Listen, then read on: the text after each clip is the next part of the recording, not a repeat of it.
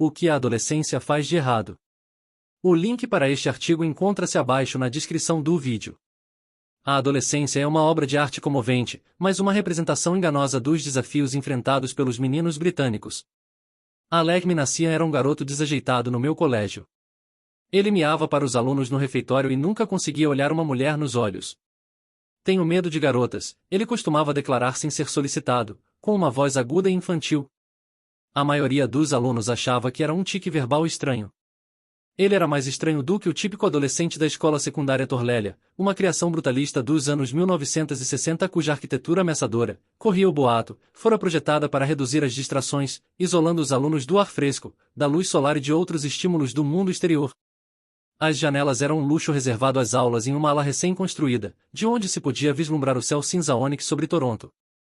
Minassian fugia das meninas pelos nossos corredores mal iluminados. Achei que ele tivesse alguma deficiência de aprendizagem ou desenvolvimento, mas ele parecia inofensivo. Meus amigos e eu nunca nos sentimos fisicamente ameaçados por ele. Depois que nos formamos, arquivamos seu nome em algum lugar remoto de nossos arquivos psicológicos. Mas em um dia ensolarado de abril de 2018, ele reapareceu. Minassian publicou uma mensagem enigmática no Facebook proclamando: "A rebelião em céu já começou", alugou uma van e atropelou pedestres inocentes em uma movimentada rua de Toronto, matando 11 pessoas. Quando não conseguiu mais enxergar pelo para-brisa, abandonou o carro. Policiais o encurralaram em frente a um novo edifício envidraçado enquanto ele repetidamente colocava a mão nos bolsos, exibindo o que parecia ser uma arma. Ele queria ser morto pela polícia, mas não deu certo. Foi preso, julgado e condenado à prisão perpétua.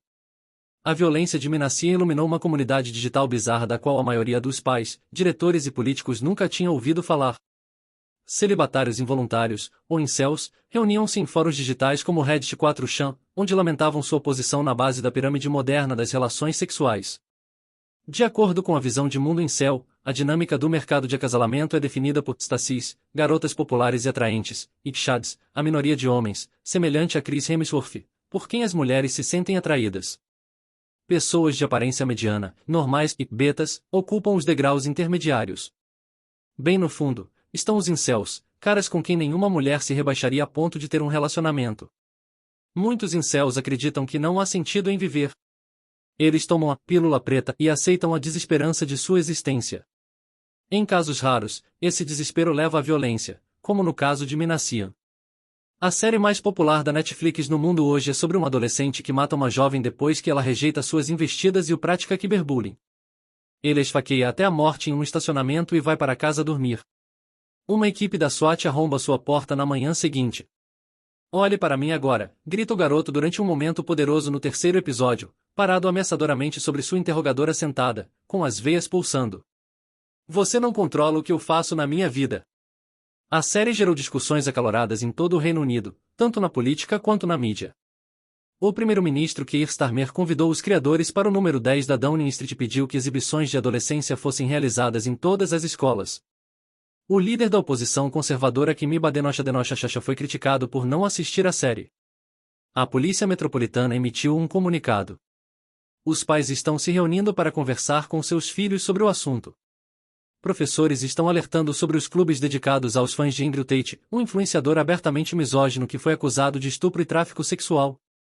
Em ambos os lados do Atlântico, as pessoas têm expressado consternação com a crise entre os meninos que a adolescência supostamente retrata e com a necessidade urgente de proteger meninas e mulheres da violência incel. Os pais deveriam abraçar mais seus filhos, nos dizem, os meninos precisam de uma inoculação da manosfera, mais professores homens poderiam ajudar, devemos desafiar a aliança profana entre conservadorismo e misoginia, devemos aprender a reconhecer os sinais de alerta do incelismo.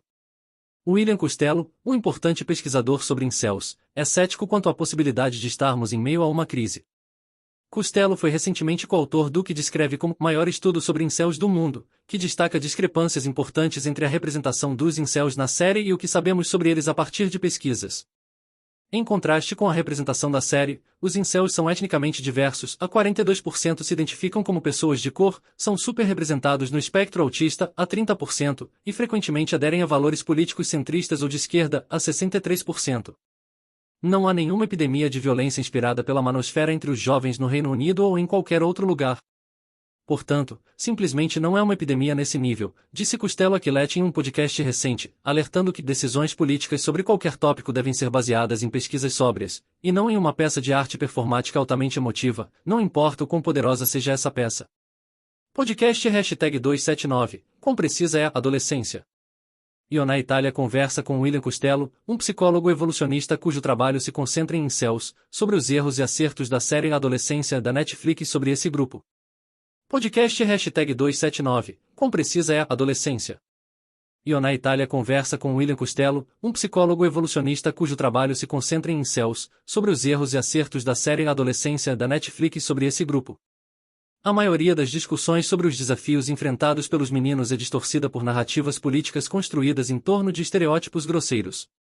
Os liberais tendem a se concentrar na necessidade de uma reforma radical da masculinidade e encorajar os homens a serem vulneráveis, a fazer terapia e a chorar.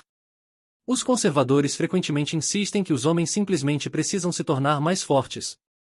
Ainda existe uma tendência para ter uma visão unidimensional onde que os problemas de saúde mental dos homens decorrem da teimosia e da falta de vontade dos homens em falar sobre as suas vidas, e portanto, a culpa é deles, disse-me o professor de psiquiatria Robert Fitley, que precisamos de mais programas que os façam chorar mais, se abrir e lidar com suas emoções.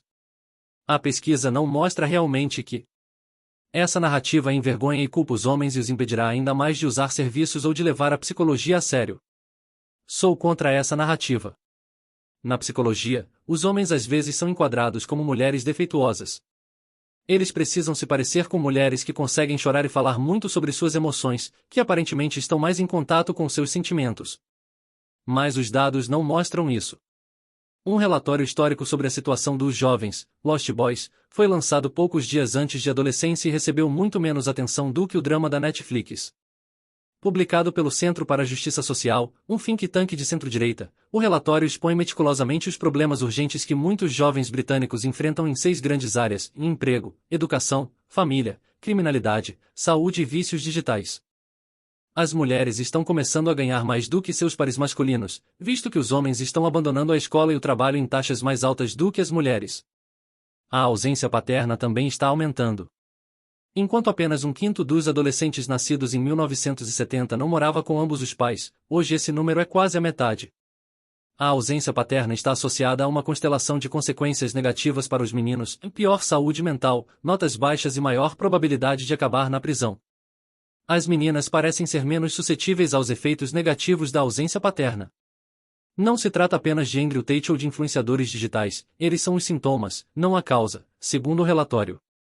A verdade mais profunda é que muitos meninos estão crescendo sem a orientação, a disciplina e o propósito de que precisam para prosperar. Outro relatório recente, Boys Will Be Boys, Meninos Serão Meninos, explora a questão da estagnação acadêmica e destaca a importância de defender os direitos dos meninos com baixo desempenho escolar. O coautor Mark Brooks, pesquisador do Grupo Parlamentar Multipartidário, APPG, sobre questões de homens e meninos, teme que a obsessão com a adolescência seja um passo na direção errada. Será de extrema importância entender o que os adolescentes pensam sobre a forma como são retratados e seus problemas, ele me disse. Suas vozes não foram ouvidas. Não adianta tentar encorajar mais jovens a falar sobre seus problemas se não mantivermos os olhos abertos e não respondermos de forma positiva, com amor e apoio quando eles se manifestarem. Brooks argumenta que a maioria dos jovens acha que Andrew Tate é um idiota e não lhe dá a mínima importância. Ele considera as referências à masculinidade tóxica, um termo que muitos consideram demonizante dos homens, extremamente prejudiciais.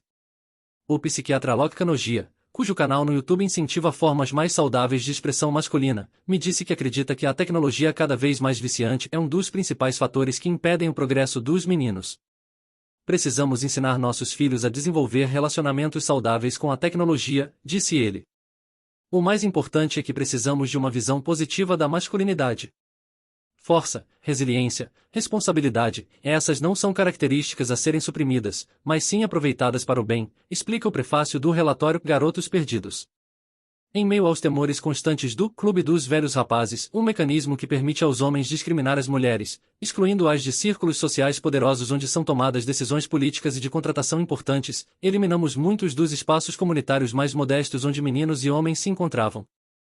A Associação Cristã de Jovens, a YMCA, abandonou seu foco nos homens no final da década de 1970 e agora se concentra no bem-estar de crianças, jovens e da comunidade em geral, como apontou o pesquisador Richard Rives. Em contraste, a missão da YWCA mantém o foco no empoderamento das mulheres. Os Boys Clubs of America acolheram meninas em 1990. Segundo Rives, existem apenas 3 faculdades masculinas nos Estados Unidos, em comparação com mais de 2 dúzias para mulheres.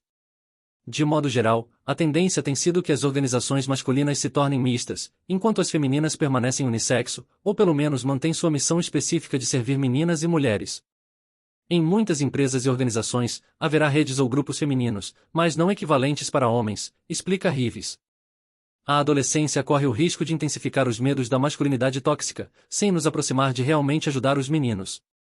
No episódio final, os pais do menino se conformam com a culpa do filho e perguntam o que poderiam ter feito melhor. O pai passa os momentos finais da série no quarto do filho. Seu olhar percorre o quarto, observando o computador, os livros e a cama. Talvez esteja procurando por sinais de alerta que deveria ter notado. Ele desaba na cama do filho, chorando no travesseiro do menino. Desculpe, filho, diz ele, beijando a cabeça de um ursinho de pelúcia que colocou na cama. Eu deveria ter feito melhor. Mas o tom triste é equivocado. O homem era um bom pai. E, de qualquer forma, há evidências contundentes que sugerem que, na ausência de abuso grave, é a genética, e não a criação dos filhos, que desempenha o papel principal no desenvolvimento de uma criança. A probabilidade, em ambos os casos, de que um menino de um lar estável de classe média com pais amorosos se torne um assassino é extremamente pequena. A adolescência é uma história emocionante, lindamente contada. Mas se realmente queremos ajudar os meninos, precisamos começar com uma noção mais realista de quais são os seus desafios.